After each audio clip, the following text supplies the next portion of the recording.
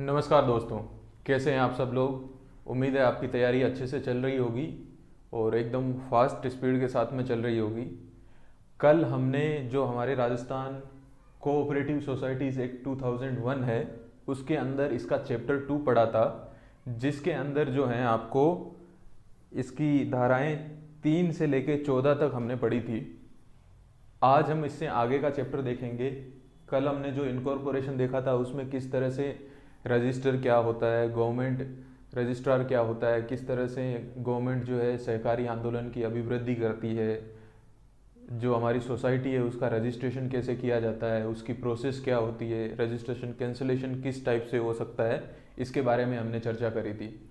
तो उम्मीद है आप साथ ही साथ में नोट्स भी बना रहे होंगे, तो आपके लिए काम थोड़ा आसान हो जाएगा।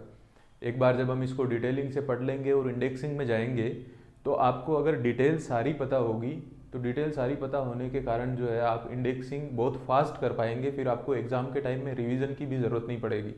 इसलिए मेरा ये आपको सजेशन है कि आप जल्दी से जल्दी इसके नोट्स भी साथ ही में बनाने का करें जब भी आप क्लास लें। आज हम पढ़ने वाले हैं chapter 3, members of cooperative societies and their rights and liabilities. जो कोऑपरेटिव सोसाइटी जो है वो कल हमने पूरी सेटअप कर ली थी, और सेटअप होने के बाद में अब उसमें क्या आएंगे, मेंबर्स आएंगे। तो इसीलिए ये जो थर्ड चैप्टर है वो मेंबर्स के लिए है कि मेंबरशिप कैसी ली जा सकती है। तो इसका फर्स्ट सेक्शन जो है सेक्शन 15, चैप्टर 3 का जो सेक्शन 15 है ये मेंबरशिप से रिलेटेड है। तो जब हम किसी कोऑपरेटिव सोसाइटी का रजिस्ट्रेशन करा लेते हैं, वो फंक्शनिंग हो जाती है, कार्य करने लग जाती है, तो उसके बाद में जाहिर सी बात है कि शुरुआत में 15 लोग या 5 सोसाइटीज़ मिलकर के किसी भी कोऑपरेटिव सोसाइटी को रजिस्टर करवाती है। इसके बाद में ये आम पब्लिक के लिए जारी हो जाती है। तो लोग आएंगे, जैसे जैसे उन्हें कोऑपरेटिव सोसाइटी का पता लगेगा तो आपके पास लोग और आएंगे कि हमें भी मेंबरशिप लेनी है। तो उसके लिए यहाँ पर कुछ गाइडलाइंस है सेक्शन 15 में कि मेंबरशिप किन किन को दी जा सकती है। उम्र जो है वो कम से कम 18 साल होनी चाहिए, यानी वयस्क होना चाहिए। वयस्क कोई व्यक्ति हो तभी मेंबरशिप दी जा सकती है। लेकिन जो स्टूडेंट्स के लिए या छात्रों के लिए जो कोऑपरेटिव सोसाइटीज़ बनी है उनके ऊपर ये जो उम्र सीमा है वो लागू नहीं होती, क्योंकि छात्रों की उम्र तो ओब्वियसली इससे कम भी हो सकती है। अगर कोई 8वीं क्लास का विद्यार्थी है, 6ठी क्लास का विद्यार्थी है, तो उनके लिए ये सीमा लागू नहीं होती। दूसरा क्या है, भारत का नागरिक होना चाहिए। मतलब आप किसी भी स्टेट से संबंधित हो, अगर आप भारत के नागरिक हो तो राजस्थान कोऑपरेटिव एक्ट के तहत जो राजस्थान में बनी हुई जितनी भी कोऑपरेटिव सोसाइटीज़ हैं उनके आप मेंबर बन सकते हैं। साउंड माइंडेड होना चाहिए, यानी स्वस्थ होना चाहिए, कोई भी दिमागी परेशानी नहीं होनी चाहिए, और संविदा कर सकता हो। यहाँ पर संविदा का मतलब है कि अगर सोसाइटी को ज़रूरत पड़े तो उनके लिए काम कर सकता हो, और समिति की सेवा के उपभोग का इच्छुक हो। ओबियसली अगर सेवा के उपभोग का इच्छुक है तभी कोई मेंबर बनेगा। अन्य सहकारी समिति, राज्य सरकार या लोकल अथॉरिटी का कोई व्यक्ति जो निहित किया जाए। कई बार क्या होता है, हमारी कोऑपरेटिव सोसाइटी जो होती है उसके अंदर हम बाकी सोसाइटी से भी लेन देन रखते हैं। जैसे हमने राज्य सरकार से कुछ लोन ले लिया या फिर उनसे कुछ धनराशि ली कि हमें हमारी कोऑपरेटिव सोसाइटी के अंदर जो है आप इतने धनराशि का इन्वेस्टमेंट करो ताकि ये अच्छे से चल पाए। तो इसके अंदर कोई भी अन्य सहकारी समिति, राज्य सरकार या लोकल अथॉरिटी का कोई भी नॉमिनी जो है वो यहाँ पर मेंबर बन सकता है जो उनको रिप्रेजेंट करे। इसके अलावा कोई भी व्यक्ति भूमि विकास बैंक यानी लैंड डेवलपमेंट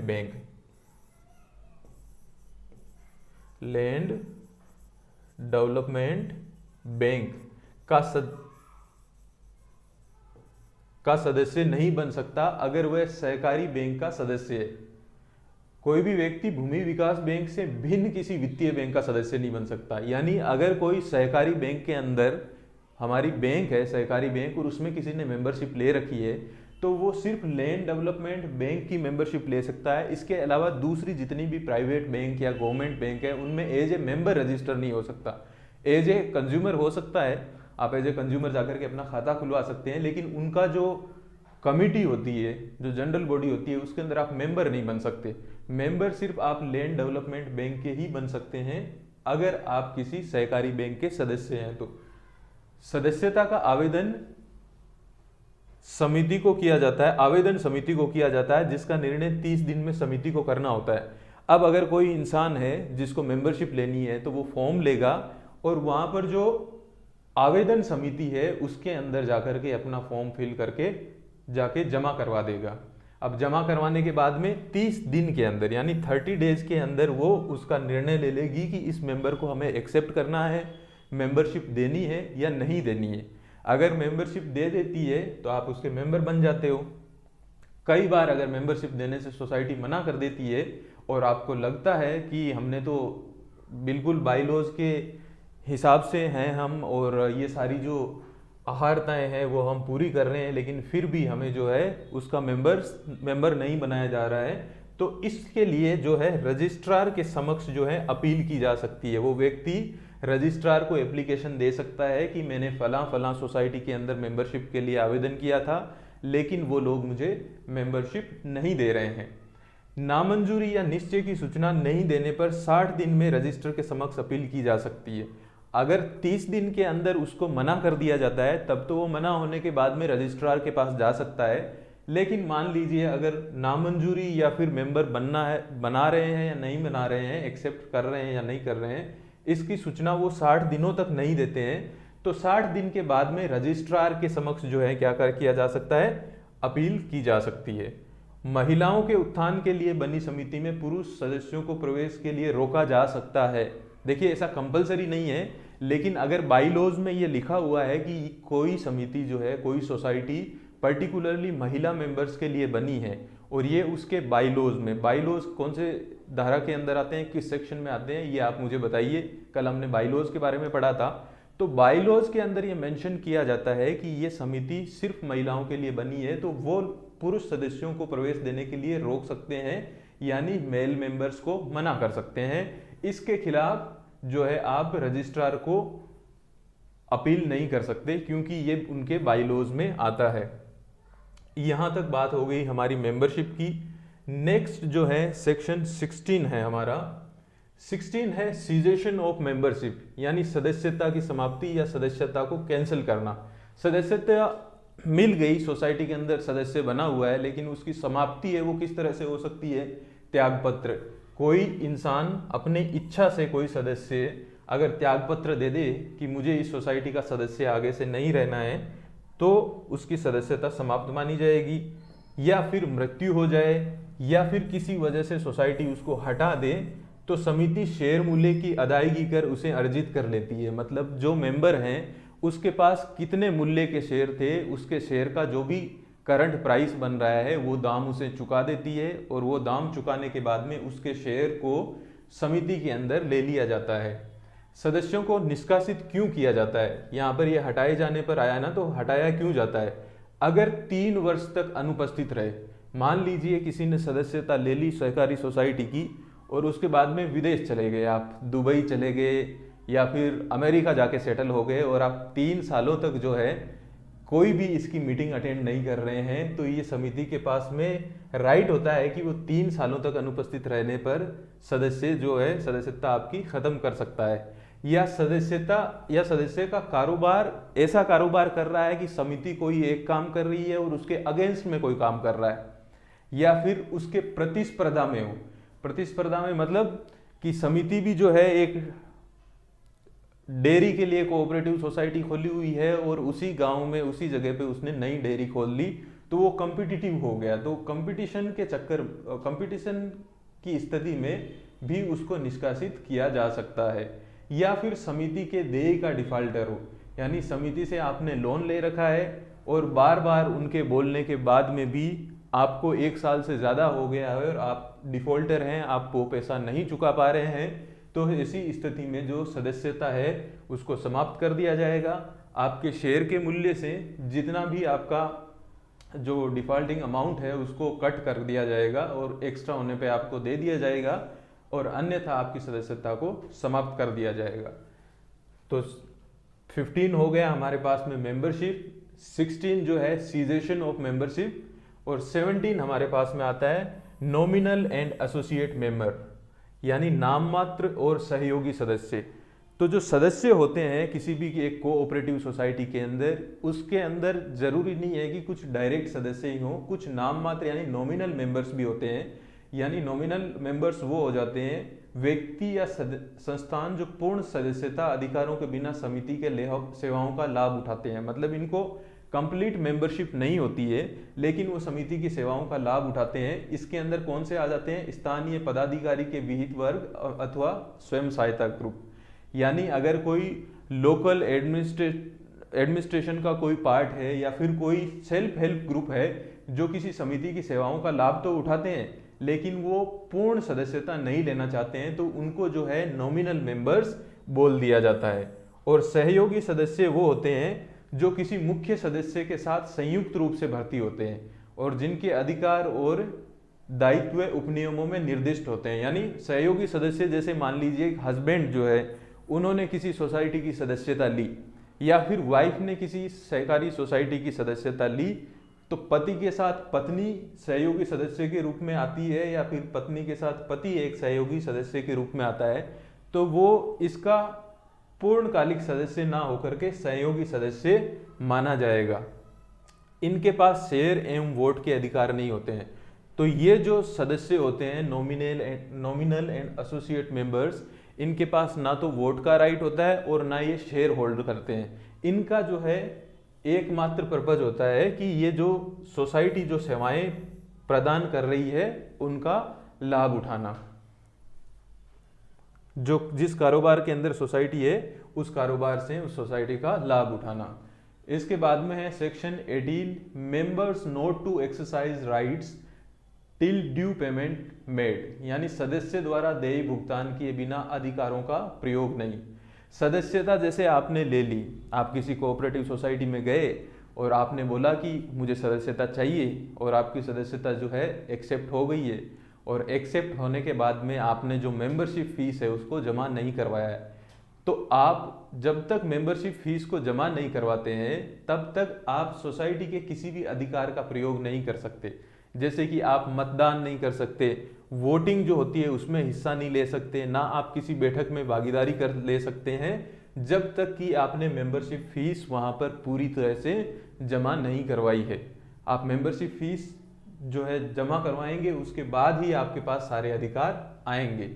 सेक्शन 19 है वोट्स ऑफ मेंबर्स, यानी सदस्यों के मत कितने होंगे, मतदान का अधिकार। यहाँ पर प्रत्येक सदस्य के पास एक मत होता है, यानी आप जितने भी मेंबर्स हैं उनके पास एक वोट डालने का अधिकार होगा, चाहे उसके पास शेयर कितने भी हो। डेमोक्रेसी की तरह है आगे, ऐसा नहीं है कि किसी के पास अगर शेयर ज़्यादा है, किसी ने 30% शेयर ले रखे हैं तो वो वहाँ पर जाकर के 30 वोट डालेगा, ये नहीं होगा। सदस्य जितने भी होते हैं उनके पास एक ही वोट होता है, एक ही मत होता है, शेयर भले ही कितने भी हो। और जो संस्थागत सदस्य होते हैं उनमें सोसाइटी के उपनियमों के अनुसार अधिकृत व्यक्ति द्वारा प्रतिनिधित्व किया जाता है। इसका मतलब है कि अगर आपकी कोई सोसाइटी है जिसका कोई मेंबर दूसरी सोसाइटी है, आपने एक डेयरी खोल रखी है और उसके अंदर कुछ पशुपालन की सोसाइटीज आपकी मेंबर हैं, तो वो जो मेंबर्स हैं दूसरी सोसाइटीज, वो एक प्रतिनिधि को यहाँ पे भेजती है और जो अधिकृत व्यक्ति होता है, जो प्रतिनिधि होता है, वो उस सोसाइटी की तरफ से वोट डालता है। इसके बाद में सेक्शन 20 हमारे पास में आ जाता है मैनर ऑफ एक्सरसाइजिंग वोट, यानी जो वोट को प्रयोग करेंगे उसका तरीका क्या है। मतदान के तरीके, मतों का प्रयोग व्यक्तिगत रूप से प्रतिनिधि द्वारा या डाक मत पत्र द्वारा किया जा सकता है, जैसा कि उपनियमों में होता है। यानी बाई लॉज के अंदर जिस तरह से विधियां मेंशन होती है उसी हिसाब से आप जो है अपने मत का इस्तेमाल कर सकते हैं। व्यक्तिगत रूप से इंडिविजुअल मेंबर्स के लिए है, अगर आप इंडिविजुअल मेंबर्स हैं तो आपको खुद जाकर के वहां पर वोट डालना होगा, या फिर डाक मत पत्र द्वारा भी आप अपना वोट दे सकते हैं अगर उसके सोसाइटी के बाई लॉज में ये निर्दिष्ट है। और प्रतिनिधि द्वारा वोट उस केस में डाला जाएगा जब एक सोसाइटी दूसरी सोसाइटी की मेंबर हो, तो वो अपना एक प्रतिनिधि भेजेगी और वो आकर के यहां पर वोट डाल देंगे। सेक्शन 21 है restriction of on holding of share, यानी शेयरों को धारित करने पर प्रतिबंध। अब देखिए जो सोसाइटी होती है उसके अंदर हमने जैसे देखा 15 मेंबर्स कम से कम ज़रूरी होते हैं और मैक्सिमम नंबर्स होते हैं वो अनलिमिटेड होते हैं। वैसे ही अगर कुछ सोसाइटीज़ मिलकर के बनाती है एक अन्य सोसाइटी को, तो उनके पास में 5 सोसाइटीज़ होनी चाहिए, इससे ज़्यादा भी हो सकती है। तो यहाँ पर शेयर होल्ड करने के ऊपर प्रतिबंध भी लगाया जाता है। ऐसा नहीं है कि एक मेंबर जो है वो किसी सोसाइटी का 90% शेयर होल्ड कर रहा है, ये कानून के सम्मत नहीं है, विधि सम्मत नहीं है। एक सदस्य उपविधि में विहित शेयर या अधिकतम 1/5 जो कम हो उसको धारण कर सकता है। यानी कितना, या तो बाईलॉज में लिखा होगा, रेस्ट्रिक्शन होगी कि आपको इससे ज़्यादा शेयर आप होल्ड नहीं कर सकते, इससे ज़्यादा शेयर आप जो हैं सोसाइटी के नहीं खरीद सकते, और अगर आप रजिस्ट्रेशन के टाइम से साथ में हैं तो वो आपको सोसाइटी को वापस करने पड़ेंगे, जिसे दूसरे मेंबर्स में बांटा जा सके। अब यहाँ से आपका क्वेश्चन बन सकता है, जैसे अधिकतम 1/5 है तो 1/5 कितना परसेंट हो गया, 1/5 इज इक्वल्स टू 20%, यानी मैक्सिमम अगर इंडिविजुअल है तो वो कितना रख सकता है, 20% शेयर रख सकता है। जबकि जो अर्बन कोऑपरेटिव बैंक जो होती है, यहाँ पे अर्बन कोऑपरेटिव बैंक है, उसके अंदर लिमिट क्या है, 1/20%, 1/20 मैक्सिमम है, जो कि होता है हमारा 5%, या फिर उसके बाईलॉज में जो लिखा हुआ हो और जो कम हो वही धारण करेगा। अब यहाँ पर एक चीज ध्यान रखने वाली है कि ये 20% जरूरी नहीं है। अगर बाईलॉज यानी उपविधि में इससे कम का अमाउंट लिखा हुआ है तो वो वाला लागू होगा। इन दोनों में से जो भी कम होगा, मान लीजिए एक सोसाइटी है जिसके बाईलॉज में 10% से ज्यादा शेयर होल्ड करने पे प्रतिबंध लगाया हुआ है, तो उस केस में इसमें से कम कौन सा है, कम है 10% वाला, तो मैक्सिमम शेयर अगर कोई होल्ड कर सकता है तो वो 10% होगा। तो इन दोनों में से जो कम होता है वही लिमिट इसके ऊपर लागू रहती है। नेक्स्ट है सेक्शन हमारे पास में 22, transfer of interest on death of member. अब कोई सोसाइटी का सदस्य है और किसी कारणवश उनकी मृत्यु हो जाती है, स्वर्गवासी हो जाते हैं, तो ऐसे केस में उनका जो इंटरेस्ट यानी उनके जो शेयर हैं और उनका जो लेन देन है उसका क्या किया जाएगा, ये सेक्शन 22 में हमारे पास में मेंशन है। यानी किसी सदस्य की अगर मृत्यु हो जाए तो समिति में उनका शेयर नामित व्यक्ति यानी जो उन्होंने नॉमिनेशन कर रखा है किसके पास जाएगा, नॉमिनेटेड पर्सन के पास में जाएगा। जो भी उन्होंने नॉमिनेशन कर रखा है नॉमिनेटेड व्यक्ति को उसका जो शेयर है वो ट्रांसफर कर दिया जाएगा। पर मान लीजिए ऐसा केस आ जाए कि वहां पर कोई नॉमिनेटेड इंसान नहीं है, तो ऐसे केस के अंदर किसको जाएगा, लीगल हेयर को। यानी लीगल हेयर जो होगा उसको ट्रांसफर कर दिया जाएगा। जो भी उनका कानूनी उत्तराधिकारी होगा उसको समिति के उपनियमों के अनुसार उसके शेयर हस्तांतरित कर दिया जाएगा। और ये जो समय सीमा जो है वो बाईलॉज में लिखा होता है, और ये निर्धारित समय सीमा के भीतर या तो लीगल हेयर को जो है अपना दावा वहां पर प्रस्तुत करना होगा, और जो मेंबर है उसका मृत्यु प्रमाण पत्र जमा करवाना होगा कि फलां फलां ये व्यक्ति हैं, इनकी मृत्यु हो चुकी है और अब जो है इसके शेयर इनके लीगल हेयर जिसका ये नाम है उसको ट्रांसफर कर दिया जाए। ये सेक्शन 22 में मेंशन है।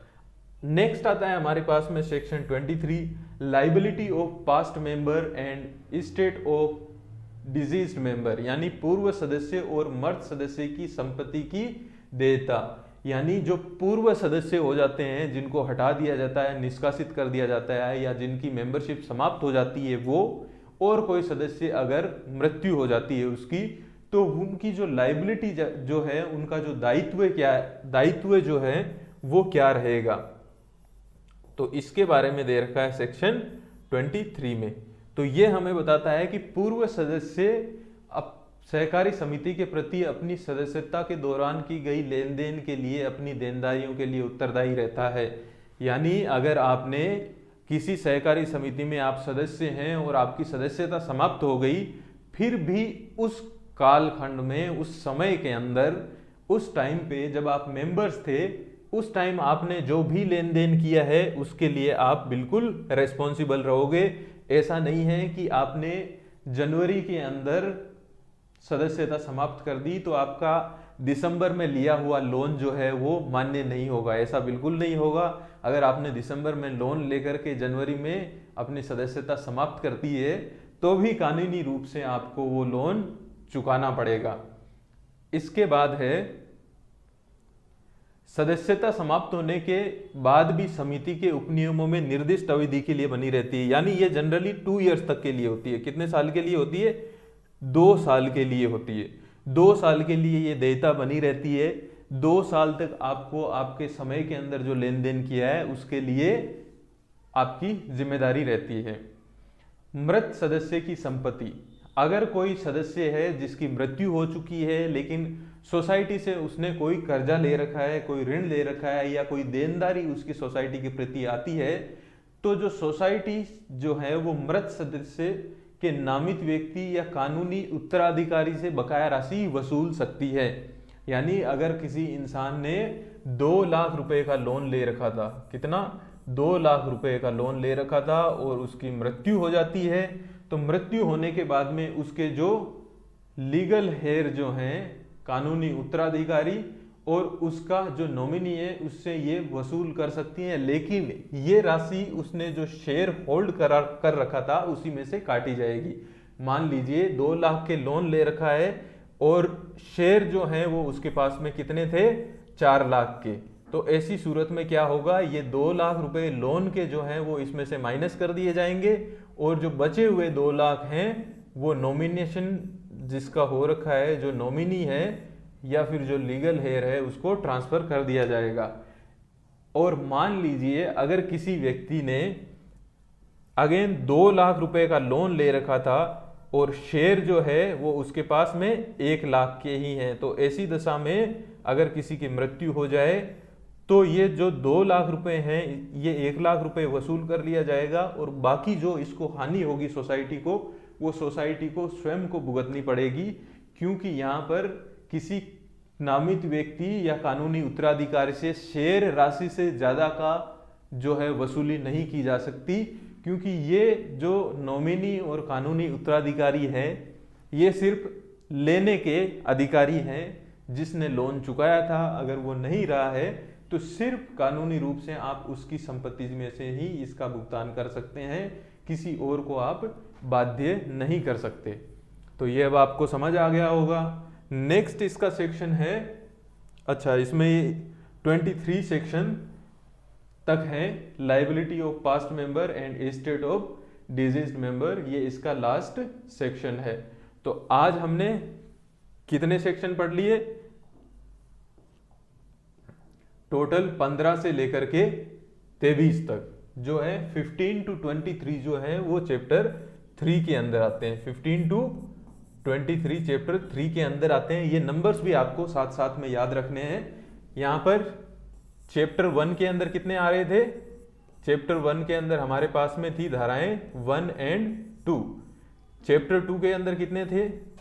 चैप्टर 2 के अंदर हमारे पास में थे सेक्शन 3 से लेकर के 14 तक। और उसके बाद में आज हमने पढ़ा है चैप्टर 3। चैप्टर 3 के अंदर कितना है? ये है हमारी 15 to 23। ये नंबर आपको ध्यान रखने हैं ताकि हम जब भी नेक्स्ट इंडेक्सिंग करेंगे तो आपको याद रखने में ज़्यादा परेशानी ना आए, तुरंत आप रिकॉल कर पाएँ। बहुत मुश्किल नहीं है। चैप्टर 1 सेक्शन 1 and 2, चैप्टर 2 उसके अंदर है 3 to 14, चैप्टर 3 हमारे पास है 15 to 23। तो अब हम इसके कुछ मल्टीपल चॉइस क्वेश्चंस भी देख लेते हैं ताकि एक बार हमने जो पढ़ा है वो आपको कितना याद है उसको आप रिकॉल कर पाएं। सहकारी समिति का सदस्य कौन बन सकता है? कोई भी 18 वर्ष से अधिक आयु का व्यक्ति, कोई भी व्यक्ति जिसमें व्यक्ति, फर्म, कंपनी या अन्य निकाय शामिल है, केवल राजस्थान के निवासी या केवल सरकारी कर्मचारी। देखिए कोई भी 18 वर्ष से ऊपर का व्यक्ति नहीं बन सकता, वो स्वस्थ चित्त होना चाहिए, वो किसी भी संस्था का पहले डिफॉल्टर नहीं होना चाहिए, ये सिर्फ 18 साल से ऊपर का व्यक्ति नहीं हो सकता। तो इसमें क्या आएगा? जो बेस्ट ऑप्शन है वो बी है, कोई भी व्यक्ति जिसमें व्यक्ति, फर्म कंपनी या निकाय भी शामिल है। यहां पर ए को भी सही माना जा सकता है और बी को भी सही माना जा सकता है, क्योंकि ये दोनों ही इसके अंदर दिया हुआ है। और थर्ड है केवल राजस्थान के निवासी या केवल सरकारी कर्मचारी। केवल राजस्थान के निवासी बिल्कुल नहीं होगा, क्योंकि इंडिया का, भारत का कोई भी मूल निवासी इसके अंदर एप्लीकेशन दे सकता है। सरकारी कर्मचारी ये भी बिल्कुल नहीं होगा। तो कोई भी 18 वर्ष से अधिक आयु का व्यक्ति या फिर कोई भी व्यक्ति जिसमें व्यक्ति, फर्म, कंपनी या अन्य निकाय शामिल है। ठीक है। सेकंड है किसी व्यक्ति को सहकारी समिति का सदस्य बनने के लिए क्या आवश्यक है? तो एक लिखित आवेदन का प्रस्तुतिकरण और समिति की उपविधियों की पूर्ति। तो यह लिखित आवेदन का प्रस्तुतिकरण, बिल्कुल लिखित आवेदन देना पड़ेगा और उपविधियों, बाईलॉज की पूर्ति होनी चाहिए। तो बिल्कुल सही है। आवेदन पर स्वचालित सदस्यता बिल्कुल नहीं होती है। ऐसा नहीं है कि आपने एप्लीकेशन दे दिया और अपने आप मेंबरशिप आपकी मान ली गई, बिल्कुल नहीं होगा। मौजूदा सदस्य नहीं, अगर कोई मेंबर है तो वो आपको मेंबरशिप दिला सकता है, इसकी कोई गारंटी नहीं है, क्योंकि ये नेटवर्क मार्केटिंग नहीं है। और रजिस्ट्रार द्वारा नियुक्ति, रजिस्ट्रार भी मेंबर नहीं बनाता है। मेंबर आप एप्लीकेशन देते हैं और एप्लीकेशन देने बाद में सोसाइटी की जो कमेटी होती है, जो समिति होती है, वो इसको एक्सेप्ट करती है, तभी आप मेंबर बन सकते हैं। इसके बाद में है सहकारी समिति के सदस्यों के मतदान अधिकारों के बारे में क्या कहा गया है। यानी जो सहकारी समिति है उनके मतदानों के अधिकारों के बारे में क्या बात सही है? तो प्रत्येक सदस्य के पास एक वोट होता है, चाहे इसके पास कितने भी शेयर सही हों। ये बिल्कुल सही बात है। हर सदस्य के पास एक ही वोट होता है, भले शेयर कितने भी हों। मतदान अधिकार शेयरों की संख्या के अनुपात में बिल्कुल नहीं होते, केवल संस्थापक सदस्यों के पास में। बिल्कुल ये भी गलत है, सभी मेंबर्स के पास में अधिकार होते हैं। मतदान अधिकार सदस्यता के 5 वर्षों बाद में बिल्कुल नहीं। जैसे ही आप मेंबर्स बनते हैं और आपने अपनी जो मेंबरशिप राशि है उसको चुका दिया है, तो आपके पास में मतदान के अधिकार आ जाते हैं। उसके बाद में है किन परिस्थितियों में किसी सदस्य को सहकारी बैंक समिति से निष्कासित किया जा सकता है। तो बकाया राशि का भुगतान ना करना, बिल्कुल अगर बकाया राशि का भुगतान नहीं करते हैं, डिफॉल्टर हैं, तो आपकी सदस्यता जो है वो छीनी जा सकती है। समिति के लिए हानिकारक गतिविधियों में शामिल होना, बिल्कुल ये भी सही है। समिति की उपविधियों का उल्लंघन करने पे भी आपको निष्कासित किया जा सकता है। तो इसका राइट आंसर क्या हो जाएगा? ऑप्शन डी, यानी उपरोक्त सभी कंडीशन के अंदर सदस्यता समाप्त की जा सकती है। नेक्स्ट क्वेश्चन है सरकारी समिति के ऋणों के संबंध में पूर्व सदस्य यानी जो पास्ट मेंबर्स हैं उनका दायित्व क्या है।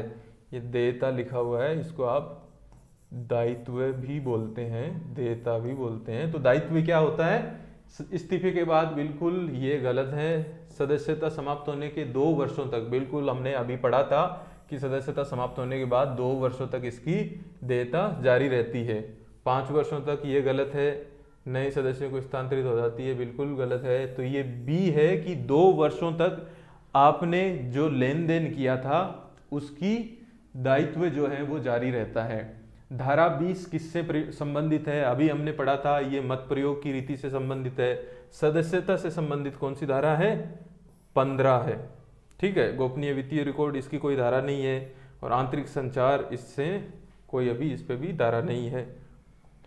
नेक्स्ट है एक सदस्य सहकारी समिति में अधिकतम कितने शेयर रख सकता है। ये अभी मैंने आपको बताया था कि अगर परसेंटेज में आ जाए अधिकतम कितना रख सकता है, तो अधिकतम हमारे पास में था 1/5 इंडिविजुअल जो है, तो इसका कितना बनता है?